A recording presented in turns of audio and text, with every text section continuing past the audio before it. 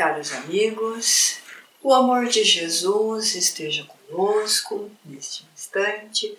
Vamos elevar os nossos pensamentos até Ele, os amigos espirituais, para que possamos assim recebermos a intuição do alto para o estudo de hoje.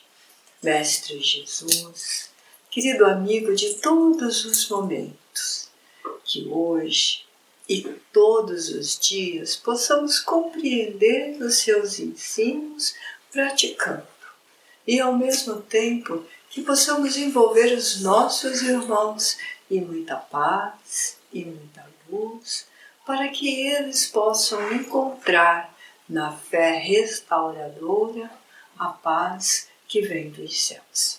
Que assim seja. Nosso estudo de hoje é o capítulo 5, Bem-aventurados aflitos. Nosso estudo de hoje é o capítulo 5 do Evangelho segundo o Espiritismo, Bem-aventurados aflitos. Nós estamos no item que trata de todas as aflições que nós vivemos enquanto encarnado. Lógico que muitas vezes nós não conseguimos compreender o porquê de determinadas aflições ou o porquê de determinadas provas e também expiações. Estas respostas que buscamos e encontramos apenas o vazio, não podemos nos contentar com isto é mistério de Deus. Jesus esclareceu que nós teríamos aflições enquanto no mundo porque Ele mesmo as teve. As aflições que vivemos, os dramas em que vivemos, são consequências de causas das nossas próprias experiências. Algumas delas têm a ver com a vida atual, onde somos equivocados, onde tomamos uma decisão precipitada ou magoamos uma pessoa ou outra, e isto causa desavenças, mas também temos as causas anteriores das nossas aflições, ou seja, de outras experiências que já tivemos antes desta atual. No item de hoje falaremos da morte prematura, quando os nossos entes queridos voltam para a espiritualidade antes de nós mesmos. Lógico que é uma dor inenarrável pensar na mãe separando-se do filho, do pai separando-se de seu filho, de perguntar muitas vezes: Senhor, por quê? Por que isto aconteceu? Ainda mais quando o desencarne destes jovens são ocasionadas por doenças inexplicáveis ou por acidentes de percurso. Hoje nós vivemos um mundo que tem muitos acidentes de percurso.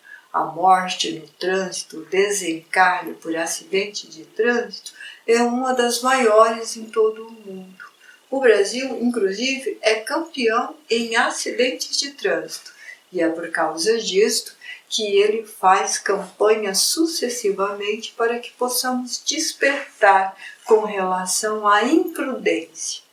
E os nossos jovens nem sempre são tão prudentes quanto nós. A causa, o motivo, o que levou o nosso jovem ao desencarne não tem muita importância.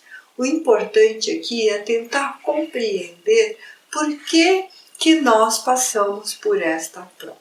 A doutrina espírita nos esclarece que quando os nossos filhos partem antes de nós, a prova é para nós. Passar pela dor da separação, passar pela aflição e a ansiedade de encontrá-los novamente, passar por essa angústia e aprender a desapegar do filho que partiu ou da filha. Também é parte da nossa prova compreender que isto é uma coisa natural na lei de Deus. desde o instante que nós nascemos e vamos tomando consciência da nossa vida, nós sabemos que todos nós voltaremos um dia para a espiritualidade, para a erraticidade, o que costumamos dizer que é a verdadeira vida. Mas quando nós estamos encarnados e passamos por esta prova, não é tão fácil compreender quanto aquele que está fora da nossa angústia, que está fora do nosso problema, acha que é fácil. Todos os dias acordar com a saudade do filho, todos os dias pensar na sua vida que foi encerrada tão tenramente, causa-nos aflições, causa-nos angústias. E muitas vezes nós nos revoltamos, agravando ainda mais a nossa prova. Mas os amigos espirituais nos esclarecem neste item que é melhor que um jovem volte mais cedo para a espiritualidade do que ele permanecer encarnado e cometer uma série de desregramentos que prejudicaria o seu futuro, a sua vida futura. Compreendo também que quando nós falamos desta maneira, parece frio, parece gelado, parece que a gente não tem sentimento, ou que quando eles trouxeram essa mensagem, que eles não pensaram na dor que vivemos. Mas isto não é verdade, porque não é o fato de nos sentirmos consolados com a separação precoce dos nossos entes que nós vamos compreender em toda a profundidade a prova que escolhemos viver. Se nós escolhemos a prova de separar-se antes, mais cedo dos nossos filhos, que eles partem primeiro do que nós, significa que nós temos um aprendizado a viver. Talvez a ausência, talvez o desapego e talvez aprender também a lidar com outras pessoas, doar o seu coração em favor de outras mães e outros pais que sofrem a mesma perda. Não é fácil só porque estou falando, porque na verdade quando a gente passa por essa prova, ela é muito mais profunda, ela é muito mais marcante do que queremos. Mas é muito importante que não percamos a confiança em Deus, não percamos a confiança nos amigos espirituais e não percamos a fé, porque é a fé que vai nos levar um dia ao reencontro deste filho. A prova também é para os nossos filhos, porque eles também passam pela prova de desencarnar cedo, no auge dos seus desejos, no auge das suas realizações e renunciar a isso. Nós não vamos tentar colocar aqui o porquê estamos passando por esta prova. Nós vamos apenas dizer que a encarnação em si, no mundo de expiações e provas, já é uma aflição. Que quando nós passamos por essas provas, nós estamos regenerando o nosso íntimo. Uma coisa que causa ainda mais revolta é se o nosso filho ou o filho do nosso amigo, do nosso parente, era uma pessoa de bem, uma pessoa que trabalhava, que estudava, que queria constituir família, que era honesta, ou seja, aquilo que nós resumimos como qualidades de um homem de bem e foi retirado da vida precocemente. E a gente diz, se fosse, foi porque é um homem de bem. Por que não vai o filho do outro que é maldoso? Por que não vai a outra pessoa que está na marginalidade da vida? Por que tem que ser o meu? Quando a gente fala isso, nós estamos entrando numa revolta. E ao mesmo tempo nós estamos julgando a vida do outro. Porque nós não sabemos verdadeiramente em que estágio da evolução que nós estamos. Lógico, claro que se nós ainda estamos cometendo muitos equívocos e muitos erros, significa que estamos nos primeiros patamares. Mas se o nosso filho, se o nosso amigo, se o nosso ente querido, se o filho de um amigo era um ser de bem, ele é um ser de bem. Ele continua sendo um ser de bem. Ele apenas mudou de vibração. Ele deixa o corpo físico, que é a causa das suas aflições, retornando à espiritualidade, se recuperando, se regenerando, voltando às atividades normais da vida em espírito e muitas vezes até colaborando conosco sem que nós percebamos a sua ajuda invisível diante de nós. Aquele que nós estamos criticando ou aquele que nós estamos desejando que ele se imparta e não os nossos, ele também terá o seu tempo, ele também terá o seu dia. A lei natural de Deus alcança a todos. E mais cedo ou mais tarde seremos alcançados. Chico Xavier, quando ele estava escrevendo o livro O Consolador, foi feita uma pergunta para o Emmanuel, que é um livro de perguntas e respostas para o Emmanuel.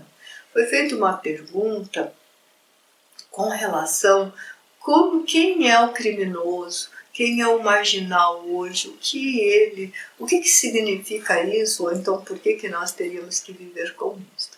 A resposta de Emmanuel é muito interessante, que o criminoso de hoje é só um de nós, ou seja, só um de nós, ele incluiu a todos, que foi alcançado pela lei. Então, mais cedo ou mais tarde, nós realmente vamos responder pelos nossos equívocos. O bom seria que nós não precisássemos cometer mais equívocos para poder acertar os equívocos do passado. Mas nem sempre é desta maneira. E nós sabemos sim que existe inúmeras tragédias. Nós não estamos querendo colocar um arco-íris diante dos nossos olhos. Nós não estamos enxergando o mundo só na cor rosa. Nós sabemos bem que assim como um pé de rosa que dá lindas rosas também tem os seus espinhos, a nossa vida é de igual maneira. Nós sabemos que temos muitos atos bons, nós sabemos que estamos crescendo, que estamos evoluindo, que a cada encarnação nós damos um passo ou estacionamos, não regredimos. Às vezes nós acreditamos que regredimos, não, a evolução ela é perene. O máximo que pode acontecer é ficarmos estacionados muito tempo, mas a própria lei da vida nos empurra a uma solução. Não há necessidade de ninguém pegar provas com as próprias mãos. Não há necessidade da gente fazer justiça com as próprias mãos. Não há necessidade de agredir outra pessoa por causa das coisas que nos acontecem, de revidar. Porque é por causa destas situações, dessas ações que já tomamos, que nós vivemos tantas aflições nos tempos de hoje. A escola, a terra, é de expiações e provas, e ela geme de dor, mas nós achamos que só há o mal na terra, e isto não é exatamente verdade, porque o bem se faz muito mais. Há muito mais pessoas que pensam no bem e agem no bem do que o contrário. Nós estamos no momento de persistir no bem para que a própria terra modifique o seu estágio de expiações para a regeneração. E não acontecerá nenhum milagre, não vai cair uma chuva de bênçãos dos céus e mudará a nossa condição de espíritos imperfeitos, caminhando para espíritos bons, da noite para o dia. Nós sabemos que na lei de Deus não há milagres. Neste sentido de hoje eu sou bom, amanhã eu sou mal, amanhã eu sou mal, depois eu sou bom. nós temos uma continuidade, um passo de cada vez, sempre indo para o bem, sempre evoluindo. Quem vai fazer essas mudanças na Terra para ela se tornar regenerada somos nós mesmos, indo e voltando, encarnação após encarnação, passando por provas com resignação, compreendendo as provas e aflições que nós vivemos, compreendendo as expiações que nos alcançam, para um dia, sim, podermos dizer que somos bons espíritos, que somos espíritos evoluídos, e a Terra acompanhou essa evolução da população, evoluindo também e saindo então desse estado de expiações e provas para o mundo regenerativo.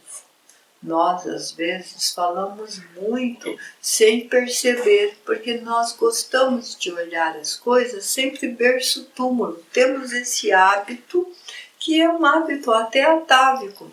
Mesmo que nós compreendamos hoje o Espiritismo, a lei de causa e efeito, a lei de reencarnação, é comum e é natural nós termos pensamentos voltados só para o mundo físico, só para o corpo físico. E nesse momento que temos esses pensamentos, essa forma equivocada de pensar, nós cometemos o equívoco ou a revolta diante dos acontecimentos. Quando nós olhamos os acontecimentos de um todo, olhando esse ângulo da vida futura, olhando esse ângulo da vida passada, olhando pelo ângulo da vida presente, nós conseguimos melhorar a nossa forma de entender e agir. Como consolar uma pessoa que não tem ainda esses entendimentos e sofre por uma situação dessa, ou a perda de um filho, ou a perda de um parente, amigo, ou a perda de um homem de bem dentro da sua família. Como aceitar todas essas aflições e como consolar. Nós devemos lembrar de Jesus dizendo que todos aqueles que estavam em aflições deveriam procurá-lo. E nós não podemos esquecer que o início desse capítulo sobre as aflições que tem a ver com o Sermão do Monte diz: bem-aventurados os aflitos, porque serão consolados. Então, se nós temos o ângulo, se nós achamos ou procuramos sentir que nós podemos ter uma conversa muito íntima com Jesus e que Ele vai nos amparar, segurando em seus ombros e secando as nossas lágrimas, nós seremos consolados com muito mais rapidez. Vamos esquecer o nosso ente? Não, meus irmãos. Nós não vamos esquecer o nosso ente. Nós não vamos esquecer o nosso filho. É uma saudade que nunca passa, mas ela vai deixando de ferir. É uma saudade que vai viver a vida toda no seu coração nesta encarnação, mas ela vai deixando de machucar. Vai ter dias que você não vai se lembrar. E vai ter dias que você vai chorar. Mas você não vai chorar mais de aflição. Vai chorar consolado. Vai chorar confiante. Vai chorar com esperança do reencontro. Vai chorar sabendo que eles estão bem e que mais cedo ou mais tarde nós os alcançaremos. Nós vamos agora fazer uma vibração e para encerrar esses estudos. Querido Mestre Jesus, Tu que nos deste o entendimento de compreender que aquele que parte antes de nós o fez por um pedido anterior dele ou nosso, que é o melhor momento para dar um salto de qualidade nas suas provas e nas suas expiações, assim como nas nossas provas e nas nossas expiações. Consola o nosso coração, Senhor, para que a gente possa manter a fé, a esperança, a paz, que a saudade de todos os dias, aquela saudade que horas amarga mais, ora amarga menos, possa ser consolado com a tua palavra viva, com o teu evangelho que cala mais fundo. Que as mães de todo mundo, que os pais de todos os mundos, que choram pelos seus filhos, que choram pelos seus entes, possam ser amparados na luz divina da consolação da fé, essa cadeia que ilumina o corpo, a casa, a alma, iluminando o espírito.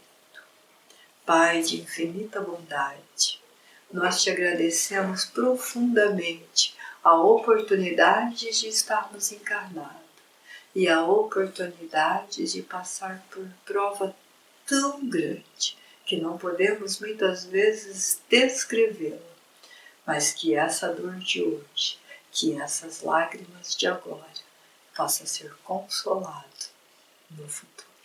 Te agradecemos.